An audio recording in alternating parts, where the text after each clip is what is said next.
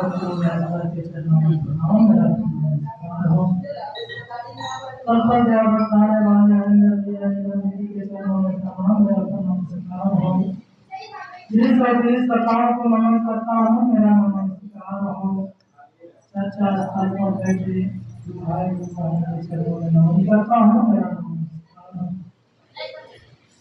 जहाँ तक मेरा आवाज आ रहा है सभी को चरणों में नमन करता हूँ मेरा नमस्कार हो। संचालक महोदय से गुरु का चर्चा का निर्देश मिला है, मैं गुरु के चरणों में उपस्थित हूँ।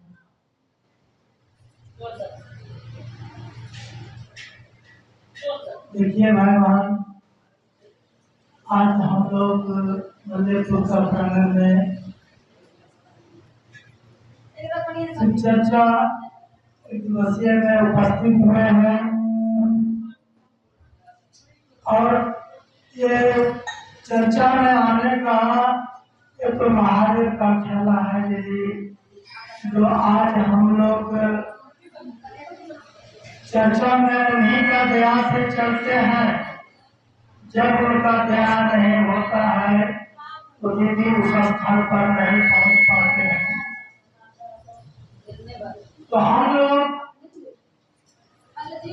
अपना मन जो कहता है अपना मन ये चलने वाला नहीं है। जब तक दीदी उनका दया नहीं होगा, पल पल में उनका दया है। अगर आप उनके ऊपर भाव से प्रेम से उस दिशा में अगर चलने के लिए चाहिएगा दीदी तो जगह पर भी पहुंचा देंगे। अगर आपका आत्मा में भाव में उस दिशा में नहीं होगा तो आप कितना ही करके मर जाइए वो काम सफल नहीं होगा। हम लोग अभी एक बच्चे का मोबाइल इस तरह से स्कूल में बच्चा एडमिशन होता है ना, उसी तरह से हम लोग अभी इस क्लास में एडमिशन अभी टूर चलने के लिए सिखा रहे हैं, कैसे चलना है और किस दिशा में जाना है। तो भाई बहन और पहला गुरु जो चलने के लिए सिखाता है। तो हमारे हरिंदर भैया इस कली काल में जो 3 सूत्र का माध्यम से जन जन में जो फैलाया है, तो दीदी वो अपने मन से नहीं किए हैं। जब वो गुरु बनाए उस समय ये 3 सूत्र नहीं था। कितना परेशानी से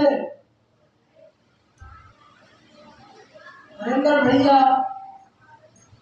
काली घाट श्मशान नदी में आधी रात में जाकर के और शिव का गुरु बनाए। तो भाई बहन उतना वो कष्ट किए, परिश्रम किए, तो महादानी उघड़दानी वो अपना शिव गुरु का दूसरा रूप अवतार लिए हैं। तो भाई बहन हम लोग बैठे बैठे घर में और 3 सूत्र का माध्यम से ला करके दिए हैं, वो पालन करना है, उसको बचा के रखना है, तो वही हमारा काम देगा। तो भाई बहन हम लोग पहला सूत्र में समझाया दया मांगने का। तो दया किस विधि से मांगा जाता है वो भी हम लोग को समझ नहीं है। पहला सूत्र में दया किस भाव से मांगा जाता है वो भी हम लोग को अभी मालूम नहीं है। यह शिव आप मेरे गुरु हैं, मैं आपका शिष्य हूँ, मुझ शिष्य पर दया कर दीजिए महादेव। उनसे वादा करते हैं और उनके चरण में जाकर के गिरते हैं कि आप मेरे गुरु हैं, मैं आपका शिष्य हूं, मुझ शिष्य पर दया कर दीजिए महादेव। तो कहने का मतलब है कि हमने गुरु के पास जाकर के और प्रार्थना करते हैं कि आप जो कहिएगा गुरुवर, वो काम करने के लिए हम आपका चरण में समर्पित है। तो हुआ आदेश का पालन करना, तब महादेव अपना बच्चे के समझता है नहीं कि ये हमारा बच्चा काम करने वाला है। देखिए भगवान, आप इतना ही मैं अगर समझ लीजिए कि दो बच्चे हैं, अपना ही है, दर्द उतना ही हुआ, लेकिन दोनों बच्चे का मान सम्मान, माँ पिता का अगर नहीं कुछ काम करता है तो क्या करता है, वो बच्चे को बोलता है, नहीं मानता है, उसको निकाल दिया। दीदी अगर दो बच्चा है तो एक को अगर बोला कि ला दीजिए एक आम, उसको हमें चटनी बना करके खाएंगे, वो बच्चा नहीं गया, तब जो है दूसरे बच्चा को बोला कि आप जा करके आम ला दीजिए। तो दूसरा बच्चा ने उनको आम जा करके ला के दिए और चटनी बना करके वो खाया। तो बताइए दीदी, दोनों बच्चा अपना ही है, तो आप किसको मानिएगा? तो दया उसी को बोलता है जो गुरुवर को काम करेगा,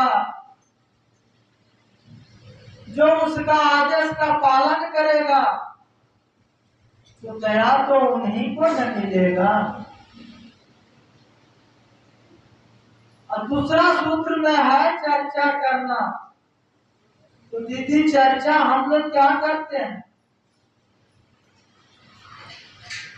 जब आपस में जाकर के बैठिएगा, चार को गुरु बहना या गुरु भाई, तो क्या कीजिएगा, गुरुवर को चर्चा नहीं करना है तो अपना उसको शिकायत करना है, तीसरे को शिकायत करना है, वो कर दिया है, ये कर दिया है।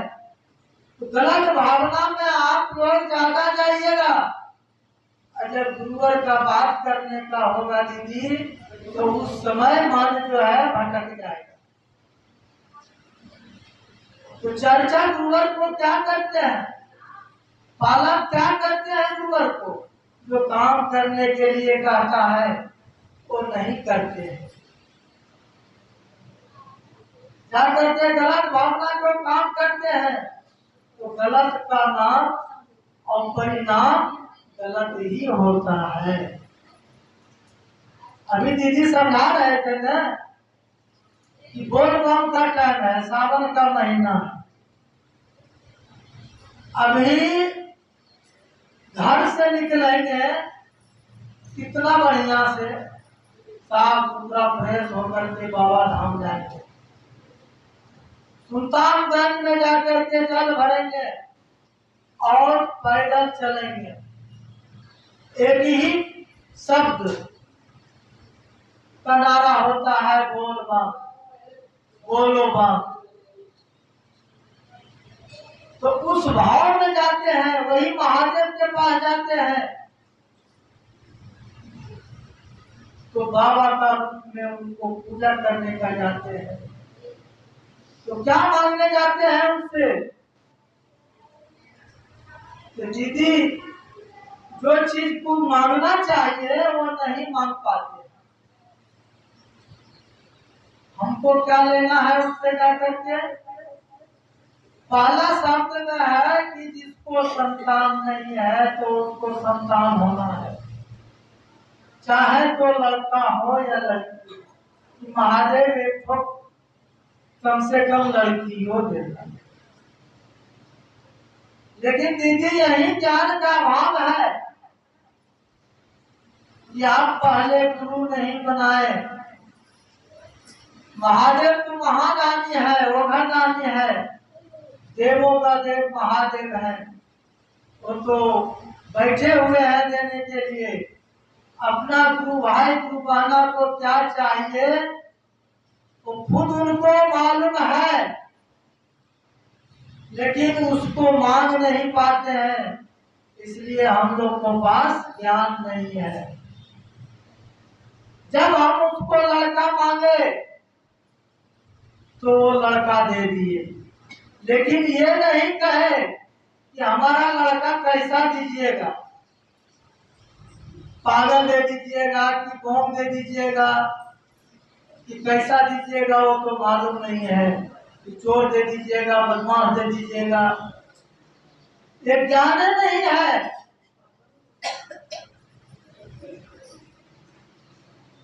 तो दीदी हम लोग को यही कहा है कि पहले गुरु बनाइए। वही महादेव है जो आदि काल में गुरु है। देवों का देव मतलब सारा देवता का गुरु है। तो वही गुरु का रूप में अगर ज्ञान लीजिएगा दीदी तो उनसे सब कुछ मांग लीजिए, तो बैठे हैं देने के लिए। लेकिन दया उतना ही मांगिए कि जो हम उससे मुक्त और मोक्ष हो जाए। लेकिन वो नहीं मांग करके दीदी हम मांग लेंगे हमारा ये संतान नहीं है, संतान दे दीजिए, हमारे महल नहीं है, नौकरी दे दीजिए, हमारे जो है गाड़ी नहीं है, ये दीजिए। जो चीज की हमारे पास साथ में नहीं जाने वाला है वो चीज मांग लेंगे। तो महादेव तो महादानी है, वो तो जान ही रहे हैं कि ये तुम जो मांग रहे हो ये आपका साथ जाने वाला नहीं है। तो तपस्या और परिश्रम कर करके हमारे प्रथम शिष्य हरेंद्र भैया हजारों एकड़ का जमींदार थे और साहब का नौकरी, वीडियो साहब, कलेक्टर साहब, जबकि वो साहब थे। उनका परिवार बड़े घराना का थी, लेकिन हर दिन 30-40 को गुरु भाई गुरु बहना पर जोड़ने का काम करते थे और सभी गुरु भाई गुरु बहना को भोजन अपने हाथों से खिलाने का काम करते थे और अपने हाथों से उनका बर्तन धोने का काम करते थे। ये हुआ गुरु का आदेश का पालन करना। हर दिन 25-30 को गुरु भाई गुरु बहना का नाम का घोषणा होता था। वो हुआ महादेव का काम करना, जो बच्चे का उनका आदेश का पालन होता है। तो भाई बहन वो हम लोग नहीं करते हैं। अगर आज परिवार में अगर कोई बड़ा हो जाए, अफसर बन जाए, तो उनका परिवार आपसे शुद्ध से भाषा भी नहीं बोलेंगे। अपने आप को इतना अहम और घमंड, यही कहता है दीदी कि अहम और घमंड को तोड़ने वाला बैठे हुए हैं हमारे गुरुवर। इस स्तर पर साक्षात है। तो भाई बहन वो चीज हम लोग नहीं कीजिएगा। तो महादेव का हम लोग काम नहीं अगर करिएगा तो फल कहाँ से मिलेगा। और भैया बोल रहे थे ना, ये शरीर किसका है? जिस शरीर पर हम और आप घमंड करते हैं, ये सुंदर शरीर पर, लेकिन ये अपना नहीं है दीदी, ये परमात्मा का दिया हुआ, हमारे कुंवर को बनाया हुआ चीज। वो जब चाहेंगे तब ये शरीर को नष्ट कर देंगे। तो वही उनसे प्रार्थना करना है। भैया बोले ना कि जिस समय वादा करते हैं गुरुवर से कि गुरुवर आप हमको अगर भेज रहे हैं तो आपको काम हम करेंगे जाकर के। जिस समय माँ का औध में रहता है, अंधकार में, नरक में, उस समय वादा करता है कि आप जो कहिएगा गुरुवर वो करने के लिए मैं तैयार हूं। आप हमको ये नरक से निकाल दीजिए। तो महादेव वो दया करते हैं और वो नरक से निकाल देते हैं। तो जिस समय वो अपना धरती पर जब आते हैं तो उस समय याद भूल जाता है,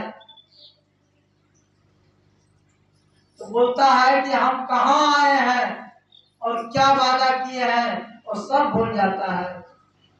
वही अंधकार में भटकना शुरू हो जाता है। तो दीदी बोलता है ने, जो बच्चा अगर पैदा लेता है तो बोलता है भगवान का अंश है। सचमुच में उसमें भगवान का अंश है। जब ये आत्मा छोड़ करके चले जाते हैं तब क्या कहता है कि भगवान के पास चला गया। तो जितना जीव है उतना शिव है, हर जीव के भाव में शिव है। लेकिन दीदी हम लोग वो भाव नहीं कर पाते हैं। सबका अंदर भाव है, सबका अंदर शिव का शक्ति है, लेकिन उस शक्ति को हम लोग नहीं समझ पाते हैं।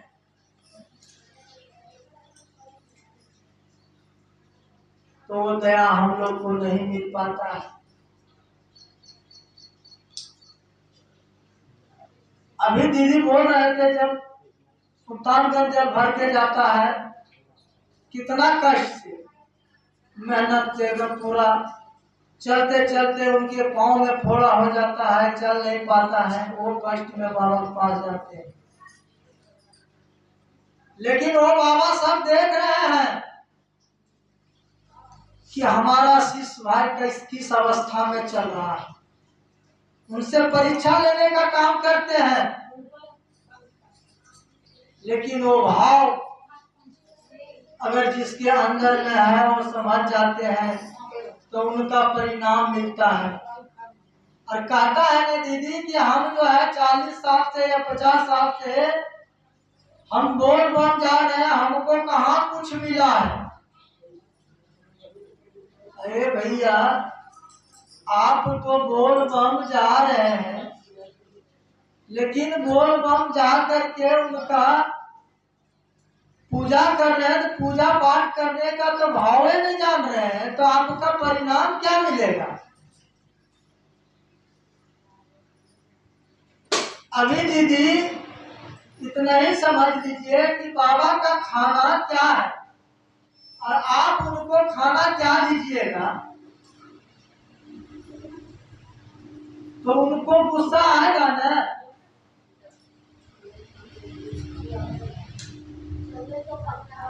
हम लोग इस बात को समझ नहीं पाते हैं और सीधा जानते हैं कि हम बाबा को पूजा करने जाते हैं, हमको कुछ मिलवे नहीं करता। अरे बाबा को पूजा, यही ने हरिंदर भैया बोला कि पूजा पाठ करने का विधि आप लोग को नहीं मालूम है, आप लोग को जानकारी नहीं है किस विधि से उनको पूजा किया जाता है। इसलिए आपको परिणाम नहीं मिल पाता है। तो आसान तरीका से घर बैठे 3 सूत्र का माध्यम से लाके दिए है हरेंद्र भैया कि इसमें तीनों सूत्र में कोई खर्चा नहीं है। ये अपना कहीं अगर नहीं चाहिए, घर में भी अपना सब परिवार बैठ करके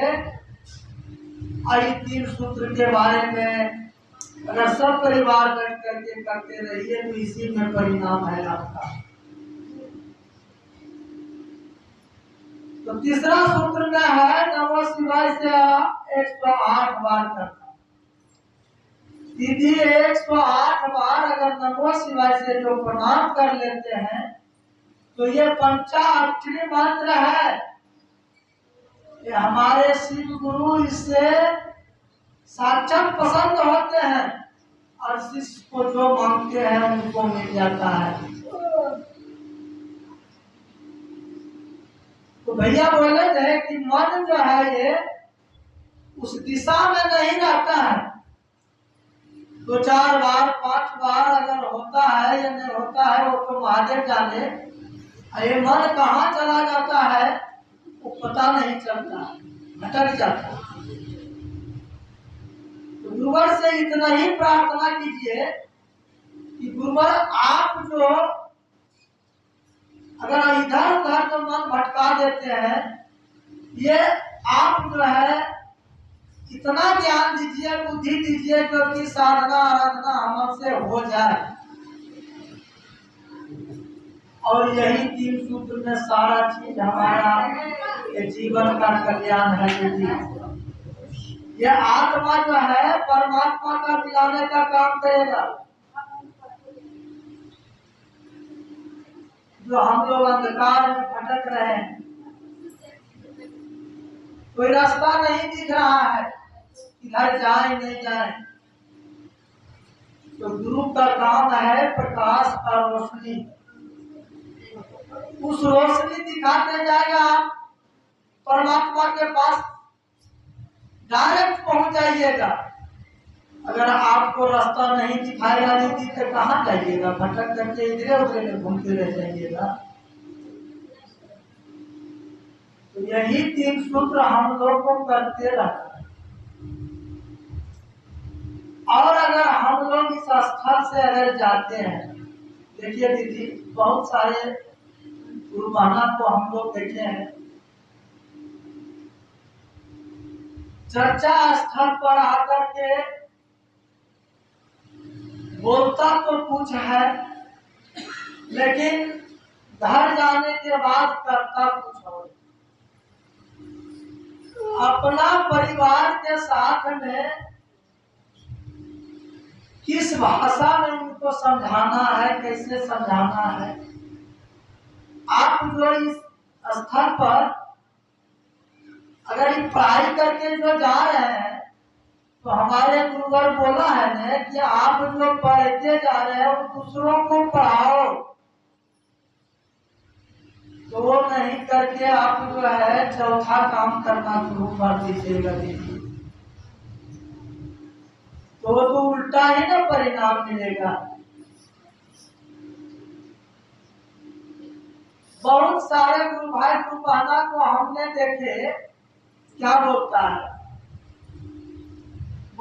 अरे इन लोगों को तो शिव चर्चा में जाता है ना, तो कोई कमे नहीं है, अजवार रहता है तो शिव चर्चा में क्या करेगा? बैठे बैठे कुछ काम नहीं मिलता है तो शिव चर्चा में बहाना चल जाता है। ऐसा है कोई गुरु भाई गुरु बहना की किसी का घर में कोई काम नहीं हो? अरे भैया आप जो है लौकिक काम ये कर करके बहुत सारे जमा कर दीजिएगा, लेकिन वो जमा जो कर दीजिएगा तो वो आपके साथ में जाने वाला नहीं है। और जो ये 2 घंटा चर्चा में आया है ना दीदी, यही हम लोग को साथ में जाए। देखिए याद एक और आ गया महादेव की दया से। एक मारवाड़ी था, वो बोला इतना कंजर मारवाड़ी था, कंजूस, कि उनको कहने का लायक है। जो भी गरीब गुरुआ आते थे, गहना जेवर लेकर के उनको ब्याज पर रुपया दे देते। वो बेचारा जा करके अपना किसी तरह से भरण पोषण बच्चे करता। अब कोई गरीब लड़की को शादी करना है, वो महिला जो है, परिवार गरीब है, तो क्या करेगा? अगर जया जमीन न है तो कुछ तो बनकिए न धरेगा। तो मारवाड़ी जो है उनको पैसा दे करके और ब्याज का ब्याज जोड़ते जोड़ते उनको जो है अगर 5,000 दिया तो उसको 50,000 जोड़ करके, और किसी को दान पुण्य नहीं करता था। ऐसे करते करते दीदी उस जगह का बहुत बड़ा आदमी बन गया। और क्या करता था? वो अपना आत्मा में भी खाना शुद्ध भोजन भी नहीं करता। इतना कंजर भगवान। जब अंत समय आया उनको, तब जो है वो आत्मा जब निकल के जाने लगा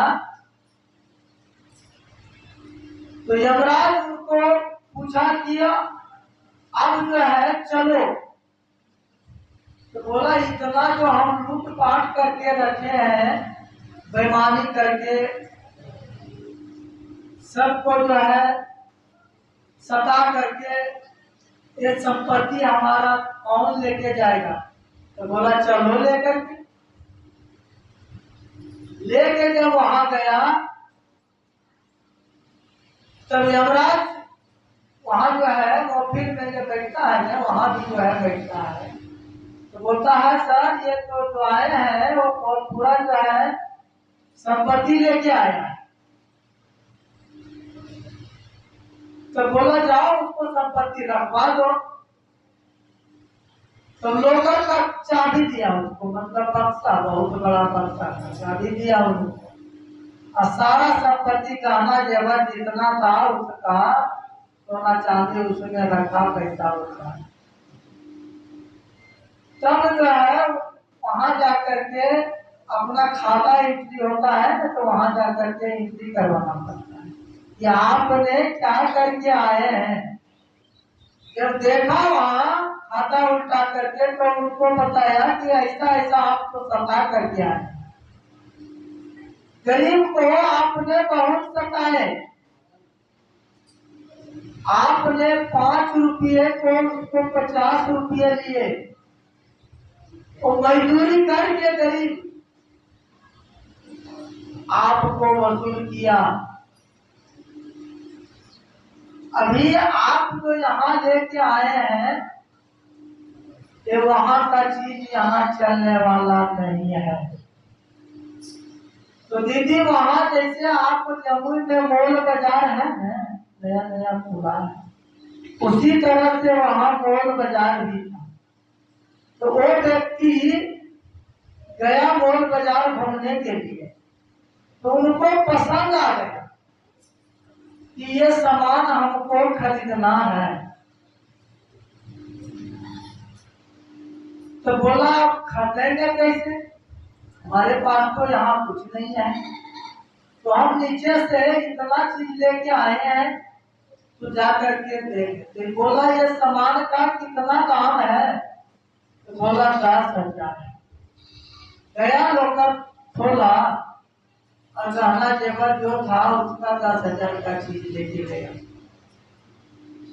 तो वहां बोला कि देखिए भैया ये यहाँ का चीज नहीं है, ये मृत्यु लोक का है, ये वहीं चलने वाला है, यहाँ नहीं चलेगा, यहाँ आपको कुछ नहीं मिलेगा, ये आप वापस लेके चला जाए।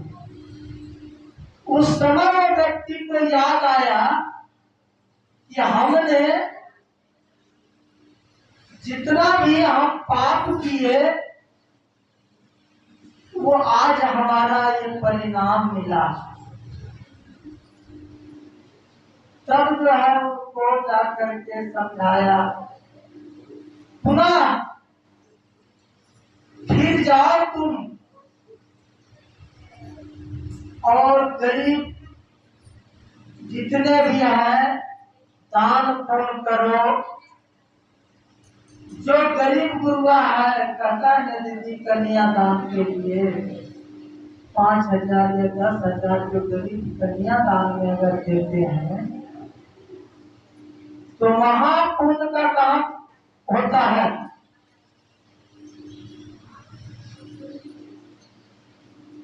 जहाँ पर उस समय वो भिखारी को कभी पीछा नहीं देता था। जो आता था उनके दरबार में तो वो पीछा नहीं देता था। भूखे आदमी आता था उनको खाना तो बात की बात है, उनको पानी नहीं देता था। तो भाई वहां वो संपत्ति आपको कहाँ गया? सब तो यहीं रह गया, आपके साथ गया क्या? आपके साथ में कर्म ही फल जाएगा। जो आप कर्म कीजिएगा ना वही आपके साथ जाने वाला है।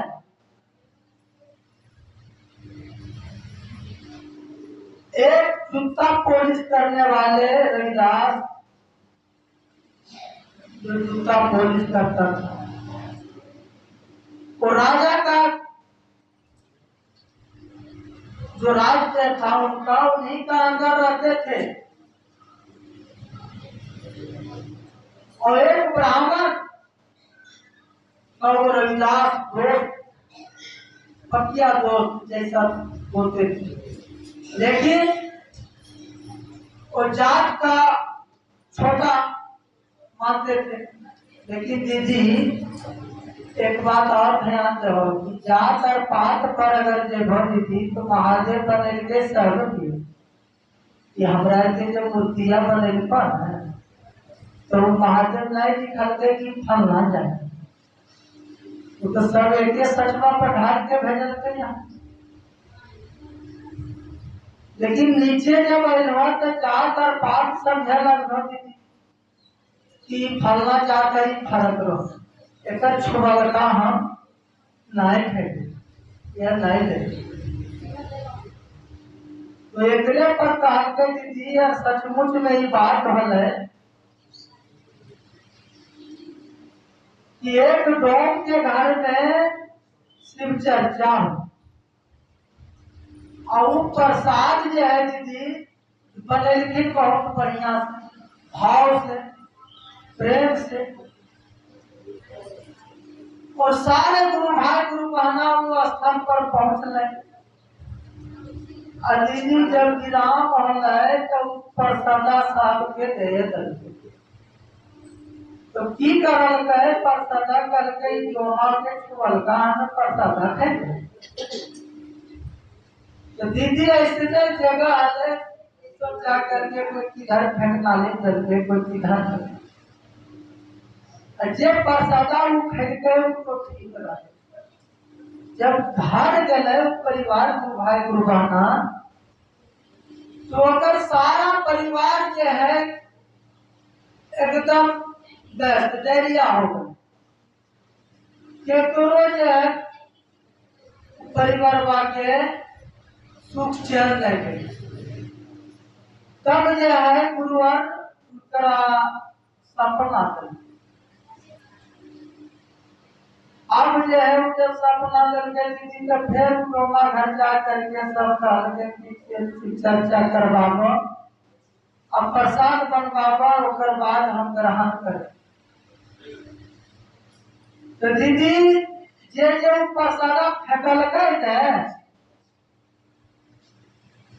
और आ करके भोग करके फिर वह नदिया वाला प्रसाद उठा करके वो ग्रहण कर तब उनका सारा परिवार सब ठीक हो गए। तो दीदी जाकर पाठ पर कभी भी भेदभाव नहीं करो। आई नहीं माधव, गुरुवर सब एक ही समान भजन की वहां से।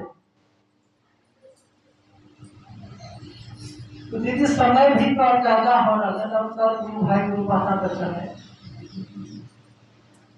अगर समय मिलता है दीदी तो फिर चर्चा में हम।